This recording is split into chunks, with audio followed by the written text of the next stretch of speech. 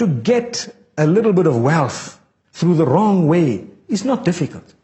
But what is poisonous is the result of that, because when we put that into our mouths, as Muslims we are taught that it contaminates the whole system. Say for example, I've had a meal. That meal was from money that I had extorted from someone, or robbed, or cheated them in one way, or deceived them, even if they gave it willingly, but for as long as they were deceived. That money is dirty. When I purchased a meal for my family with dirty money, what we are taught is they will eat it. When they eat it, it has a negative effect on the esophagus, the stomach, and the intestines, the entire digestive system, the enzymes. Everything is cursing this human being.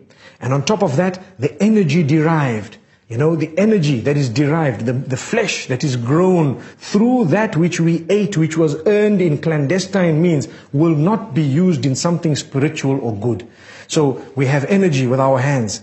We are not happy when we touch that which is permissible. We will only be quenched when we touch that which is not allowed. We are not happy when we look at what is allowed for us. We will only be quenched when we look at that which is prohibited. Why? Because we've eaten that which is what we call haram, that which is prohibited, dirty, filthy. So our eyes cannot be satisfied except through a filthy way. Our brains are contaminated that we can't think straight. This is why the Quran says, الذين يأكلون الربا لا يقومون إلا كما يقوم الذي يتخبطه الشيطان من المس. A person who consumes usury and interest, and as Muslims, we firmly believe that that is haram, it's prohibited, because interest makes the rich richer and the poor poorer. You've got money, you can lend it out, people who are poor will work for you forever and ever to give you more and more, and they have less and less. In a nutshell, when a person eats dirty wealth, they get up, or they can only stand in a condition of the one who is possessed by the devil. Which means they are not happy when they look at their own wives, but when they see other women, they are excited and happy. It quenches their eyes. They cannot be happy when they touch something which is legitimate, but when they touch that which is prohibited, they are happy. They are excited. When they think, they can only think awkward. They were only happy with dirty thoughts, but the clean thoughts do not come into their minds.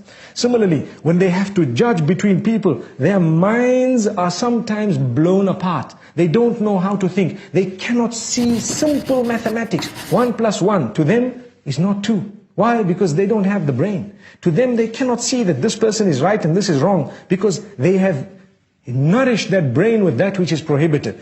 The reason why we believe this is in order for us to realize the importance of clinging very solidly to that which is permissible and full of blessings. And this is why we say there is a lot to be learned when it comes to business ethics. We are supposed to be the most upright, very clear. Imagine when we are selling a motor vehicle, a true believer would be saying, what, I've made an accident, it was damaged here, the car looks brand new, it is a beautiful vehicle, but I need to tell you the 3 defects it has. Here you are, if you want it, take it, if you don't want it, leave it. That's a true believer. Whereas you have a person who might claim to believe, saying, no, nothing wrong, no accident, no nothing, beautiful car. It was better for that person to say, here's the vehicle, look at it nicely, if you like it, take it, if you don't, leave it. That's even a better statement than that. So we need to choose. And the result of it will be either we are blessed or we lose blessings. The choice is yours.